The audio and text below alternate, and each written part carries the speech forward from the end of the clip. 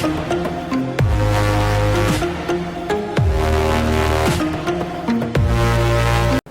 friends, welcome to channel 𝙂𝙗𝙚 channel. സ്വാഗതം. എൻ്റെ പേര് അജയ്. എല്ലാവർക്കും സുഖം വിശ്വസിക്കുന്നു.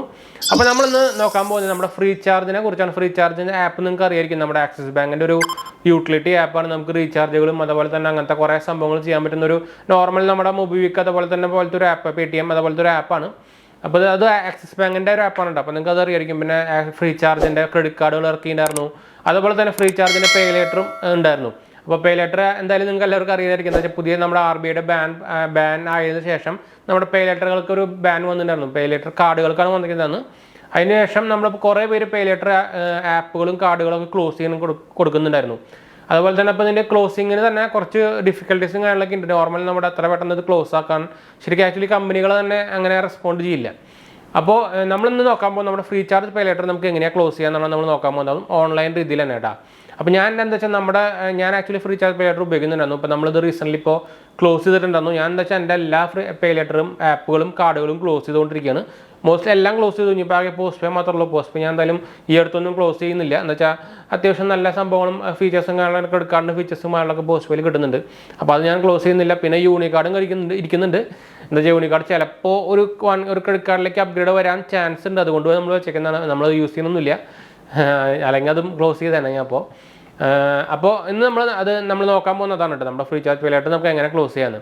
അപ്പോൾ നമുക്ക് എന്തായാലും ഞാൻ അത് മൊബൈലിൽ കാണിച്ചു തരാം. നമുക്കൊരു ഈ സിമ്പിൾ സ്റ്റെപ്സാണ് നമ്മുടെ ഫ്രീ ചാർജ് ആപ്പിൽ കൂടെ തന്നെ നമുക്ക് ചെയ്യാൻ പറ്റും.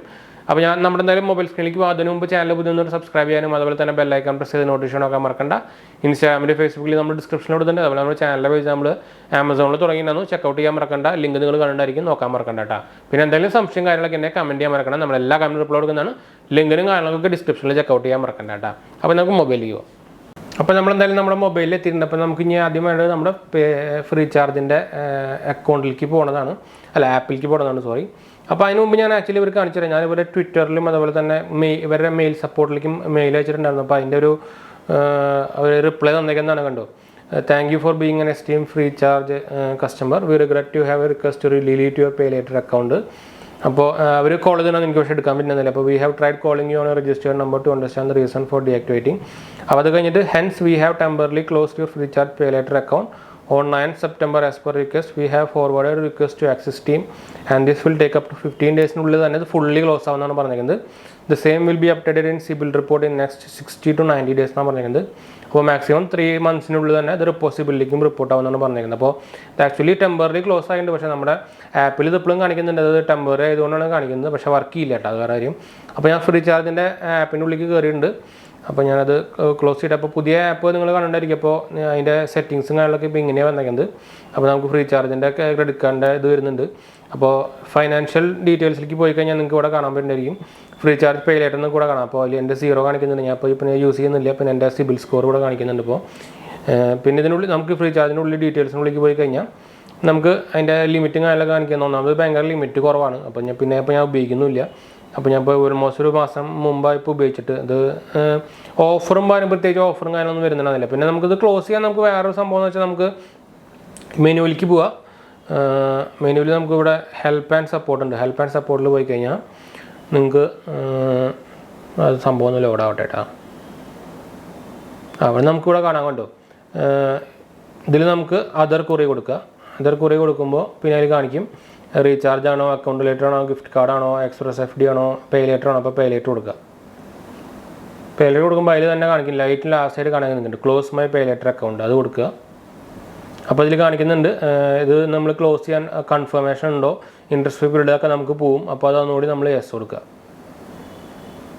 അപ്പോൾ ഇവിടെ കാണിക്കുന്നുണ്ട് നിങ്ങളതിൽ ഡിലീറ്റ് നമ്മൾ വിഷ് ടു പ്രൊസീഡ് ഡിലീറ്റിംഗ് കൊടുക്കാൻ യെസ് കൊടുത്തിട്ടുണ്ടായിരുന്നു. അപ്പോൾ അതിൽ കാണിക്കുന്നുണ്ട് ഔട്ട്സ്റ്റാൻഡിംഗ് ബാലൻസ് എന്തെങ്കിലും ഉണ്ടോ എന്ന് കൂടി ചോദിക്കുന്നുണ്ട്. അപ്പോൾ നമ്മളിതിൽ ഔട്ട്സ്റ്റാൻഡിംഗ് ബാലൻസ് ഒന്നും ഇല്ല. അപ്പോൾ ഐ ഡോണ്ട് ഹാവ് ഫസ്റ്റത്തെ ഓപ്ഷൻ കൊടുക്കുക കേട്ടോ. അപ്പോൾ അതിൽ ഓൾറെഡി കാണിക്കുന്നുണ്ട് പ്ലീസ് സെലക്ട് ദ റീസൺ. അപ്പോൾ അത് നമ്മൾ എന്തെങ്കിലും കൊടുക്കുക, ഓഫർ ഒന്നുമില്ല എന്ന് എന്തെങ്കിലും കൊടുക്കുക. അപ്പോൾ അതിൽ ഓൾറെഡി റിക്വസ്റ്റ് സെൻഡ് ആയിട്ടുണ്ട്. അപ്പോൾ ഇതിൽ ഞാൻ നേരത്തെ പറഞ്ഞ പോലെ തന്നെ 15 days ബിസിനസ് വർക്കിംഗ് ഡേയ്സിനുള്ളിൽ തന്നെ ഇത് ക്ലോസ് ആവട്ടെ. അപ്പോൾ അതാണ് ഇതിൽ പറഞ്ഞിരിക്കുന്നത്. ചിലപ്പോൾ ഒരു കോളും ചെയ്യും. അപ്പോൾ കോൾ എടുത്തില്ലെങ്കിലും കുഴപ്പമൊന്നുമില്ല. നേരത്തെ എനിക്കും അതുപോലെ കോൾ എടുക്കാൻ പറ്റിയിട്ടുണ്ടെന്നില്ല. അപ്പോൾ നിങ്ങൾക്ക് ഇങ്ങനെയും ഓൺലൈനായിട്ട് സുഖമായിട്ട് സംഭവം ക്ലോസിങ് റിക്വസ്റ്റ് കൊടുക്കാം. അപ്പോൾ റീചാർജ് ക്ലോസ് ചെയ്യാൻ അത്ര എളുപ്പമാണ്. നമ്മുടെ മൊബൈലിക്ക് പോലെ അത്ര പണിയൊന്നുമില്ല. മൊബൈലിൽ സപ്പോർട്ടും കസ്റ്റമർ സപ്പോർട്ടൊക്കെ ഭയങ്കര ബോറാണ്. അപ്പോൾ അത് വെച്ച് നോക്കുമ്പോൾ ഫ്രീ ചാർജ് അത്യാവശ്യം നല്ലതാണ്. അതെനിക്ക് തോന്നുന്നു ആക്സിസ് ബാങ്കിൻ്റെ ഡയറക്റ്റ് ആപ്പ് ആയതുകൊണ്ടായിരിക്കണം. അപ്പോൾ എന്തായാലും നമ്മൾ വീഡിയോ വൈൻഡപ്പ് ചെയ്യുന്ന വീഡിയോ ഇഷ്ടപ്പെടുന്നവർ ലൈക്ക് ചെയ്യാനും ഷെയർ ചെയ്യാനും സബ്സ്ക്രൈബ് ചെയ്യാനും മറക്കണ്ട, ചാനൽ സപ്പോർട്ട് ചെയ്യാൻ മറക്കണ്ട, എന്തെങ്കിലും സംശയങ്ങളുടെ കമൻറ്റ് ചെയ്യാൻ മറക്കണ്ട. അതുപോലെ തന്നെ നമ്മുടെ രണ്ടാമത്തെ ചാനൽ കാണാത്തവർ പോയി കണ്ടു നോക്കുക. നമ്മൾ ഹെൽത്തിൻ്റെയും ഹെൽത്ത് പ്രൊഡക്ട്സിൻ്റെയും സംഭവങ്ങളൊക്കെ വീഡിയോ തുടങ്ങിയിട്ടുണ്ട്. അപ്പോൾ നിങ്ങൾക്ക് എന്തായാലും ഹെൽപ്ഫുൾ ആയിരിക്കും. ചാനലിൻ്റെ പേര് 𝙤𝙤𝙬𝙯 ആണ്, നിങ്ങൾ ഓൾറെഡി പേര് കണ്ടിട്ടുണ്ടായിരിക്കും സ്ക്രീനിൽ. അപ്പോൾ ജസ്റ്റ് ഗൂഗിളിൽ യൂട്യൂബിൽ സെർച്ച് ചെയ്താൽ മതി, അപ്പോൾ നിങ്ങൾക്ക് കിട്ടും. അല്ലെങ്കിൽ ഞാൻ എന്തായാലും നമ്മുടെ ചാനലിൻ്റെ ഉള്ളിൽ കയറി കഴിഞ്ഞാൽ നിങ്ങൾക്ക് അതർ ചാനൽ ലിസ്റ്റിൽ കയറി കഴിഞ്ഞാലും കിട്ടും കേട്ടോ. അപ്പോൾ രണ്ടും സപ്പോർട്ട് ചെയ്യാനും സബ്സ്ക്രൈബ് ചെയ്യാനും മറക്കണ്ട, ഫ്രണ്ട്സിലേക്ക് ഷെയർ ചെയ്യാനും മറക്കണ്ട. അപ്പോൾ നമുക്ക് ഇനി അടുത്ത വീഡിയോ കാണാം. ബൈ.